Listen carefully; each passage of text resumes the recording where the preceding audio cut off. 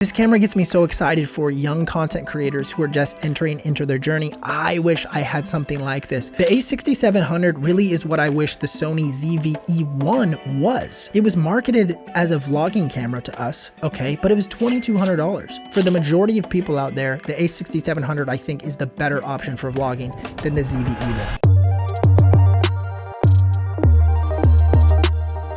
The A6700 was just announced, and we got to talk about what is good about this camera. And there's a lot, starting with the price point at $1,399, $1,400 for this camera body.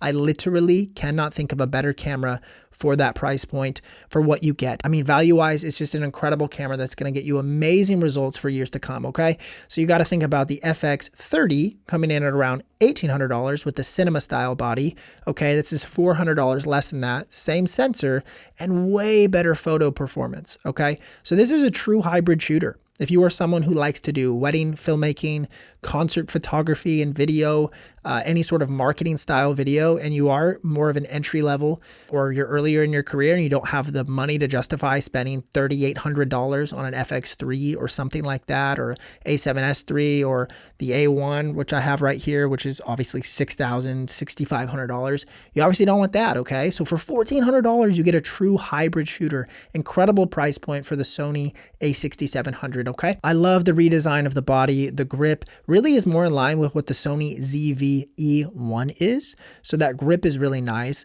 And really the Sony ZV-E1 is the camera that I compare this camera the most to, okay? Obviously it's a different sensor. It's not full frame. The Sony ZV-E1 has that full frame sensor we've seen in the Sony A7S3 and the FX3, which is what I'm shooting on right now. So we get a crop sensor in the A6700, but really ergonomically, and the way the body is designed really is way more in line with the ZV-E1 and the A7S3 than it is with the historic A6000 line of cameras, okay? So truly, the A6700, in my mind, makes all of those other A6000, 6100, 6300, 400, 500, and A6600, all of those cameras are kind of obsolete now. I mean, I just wouldn't touch those cameras. You have the old menu system, you have the old battery. The A6600 is the only one who had the updated battery for better run times, and this camera just shoots that camera out of the ballpark, okay? So A6700 really is going to replace all of those. Now, this doesn't mean those aren't solid cameras still, and you can't get good results, because you absolutely can. So that A6000 line is just going to come down in price, okay? So if you want to enter into that A6000 lineup, the older models, you can easily for $400, $600, $700. You're going to save $1,000 going from the A6700 to like the A6300 or A6500, or even like the A6400 now will probably be closer to like $700, $650 used. So take a look at those if you are still interested. But if you're really wanting to expedite your image quality like substantially, very quickly, you don't have to sit around and like kind of play this game with, you know, the NEX line or the lower A6000 series or the A7 or the A7 II. Like, don't mess with those. I would just go straight to the A6700 because this camera is awesome, okay? We get the flip out screen. We get a brand new menu system with all that's in line with all these other cameras. So the A7 IVs here, FX3, A1, A7S3, all of those cameras have the new menu. So we get that in this camera. We got 4K at 10-bit, 422, up to even 120 frames per second, okay? Now, I know the 120 is not as reliable as 60p is on the camera, so I would probably stick to, from what I've seen online, I'd probably stick to that closer to like really well-lit environments for that 120p. So, and you get an additional 1.5 times on the 1.5 times crop factor.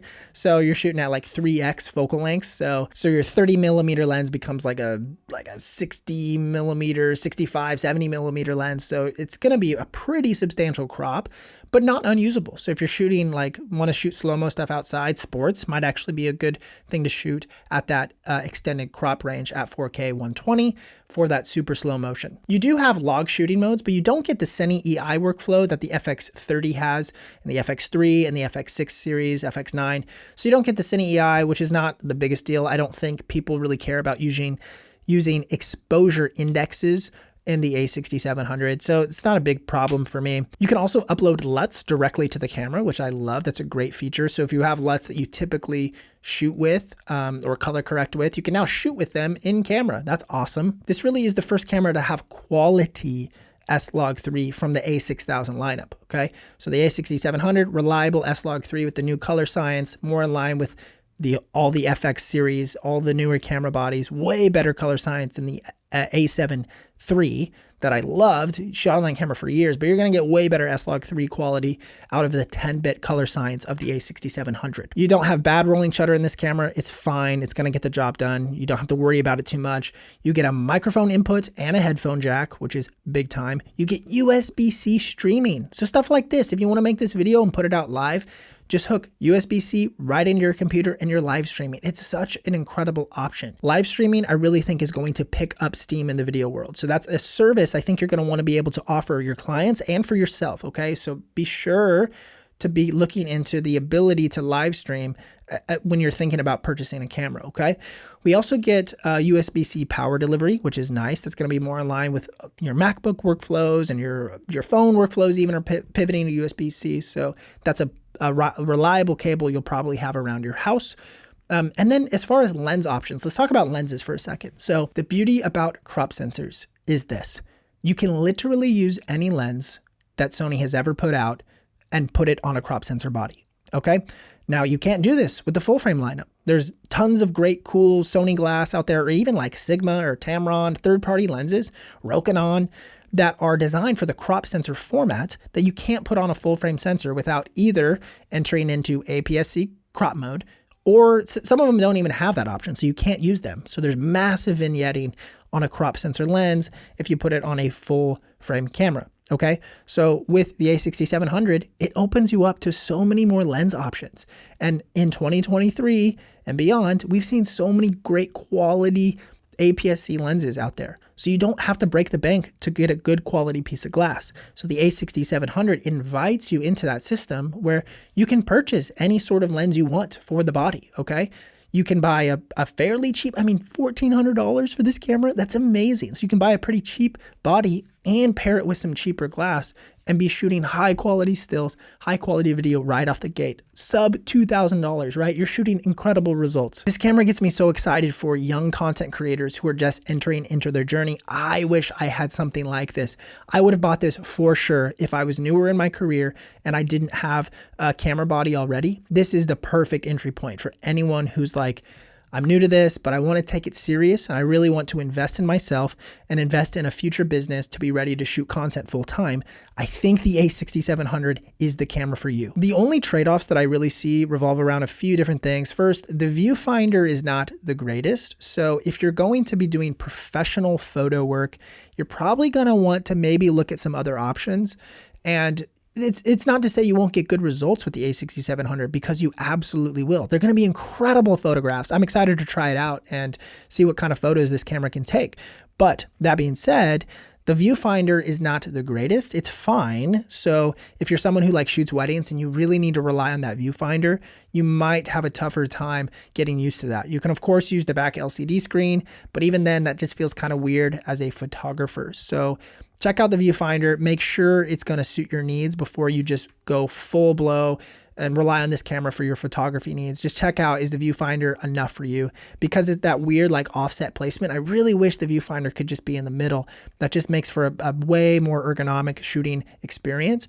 I don't like that it's off to the left side. So check that out, the viewfinder. We also have the micro HDMI. I think it's like type D HDMI, which is just not as reliable of an HDMI input, okay? It just feels a little bit wonky. The only camera that I currently own that uses that input, I think, is the A5100. So a super old camera, pretty cheap consumer level camera. I bought that for like $225 in 2023. So that it's just not a reliable input. I don't love that input, but it's gonna be okay as long as you get reliable cables and you really rig out your camera to make sure that that input doesn't jiggle around and like damage that input slot, okay? So don't just like run a 30-foot cable that's really heavy out from that camera.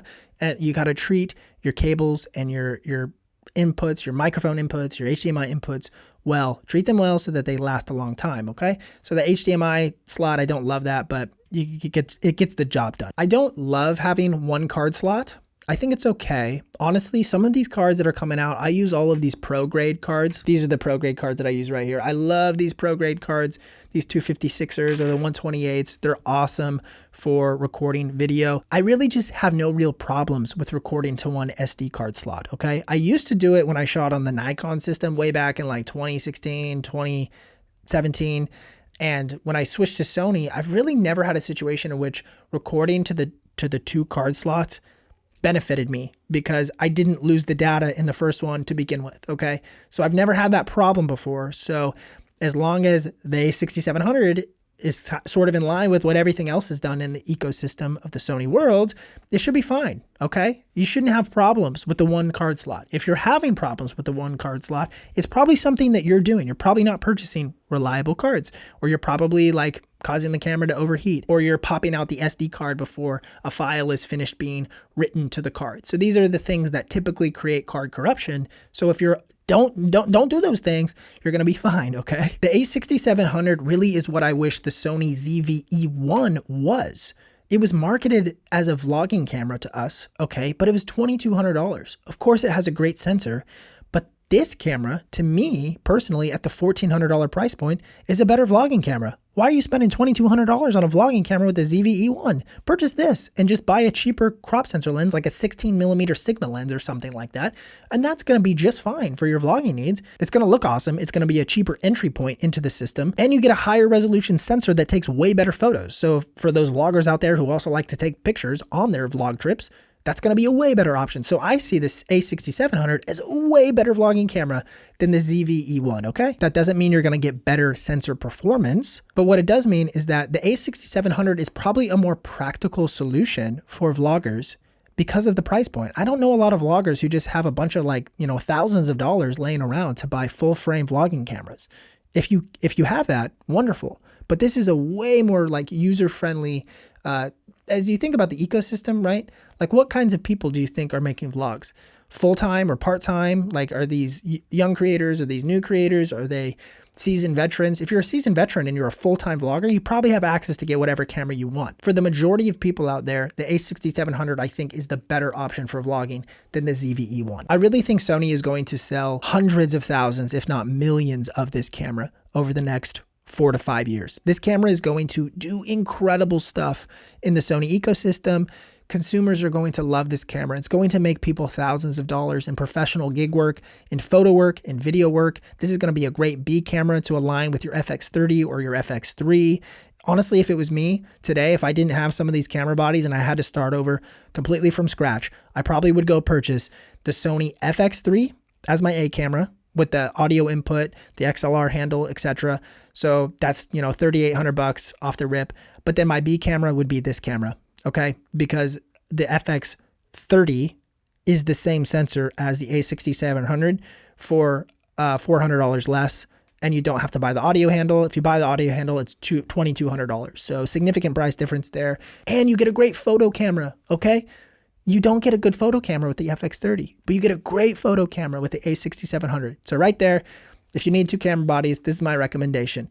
FX3 and the A6700. The A6700 will be your B camera for video and your A camera for photos. Some people might think I'm just a Sony fanboy because I use a bunch of Sony gear, and frankly, I just use what's in front of me, and I used what's going to get me the best results. Cameras are just tools to get you good results for taking photos and videos, okay? Just like a hammer is a good thing to drive a nail into a wall, and a screwdriver is a good thing to unscrew something, right? These are just tools to make art, and Sony tends to make art easier for me, so I shoot in the Sony system. But Sony has done a lot of stuff that's driving me crazy over the last couple years, but this is a big win for me.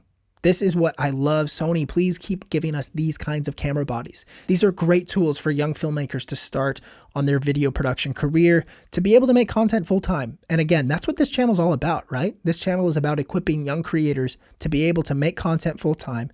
And I wish I had a resource like this when I was a younger creator. I was watching just hundreds of creators trying to figure out like, okay, where can I start? What are some entry points for me into the camera systems? What about if I want to shoot weddings? What do I want to do if I shoot concerts? What if I want to start a video production company? What is insurance like? What is, what does it mean to form an LLC? Those are the kinds of things we discuss on this channel.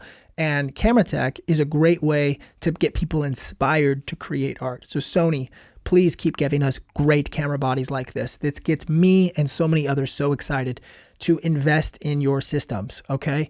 And then we invest in your glass. And once you invest in glass, you're kind of hooked, right? It's hook, line, and sinker. If you can get your consumers to purchase good quality glass and they have 3, 4, 7 lenses out there, they're going to be invested in your system and they will purchase camera bodies. But you got to give us good camera bodies like this, and then we're excited to stick with you. If you guys enjoyed this video, I have a full podcast episode about the Sony A6700 and what it's probably going to do to the used Sony camera market. You can check that video out right here if you want some tips and tricks about how to purchase a good used camera body. If this price point, this $1,400 price point is too much for you, you can check out some of these used camera bodies here that I recommend in this video. Thanks so much, guys. Much love.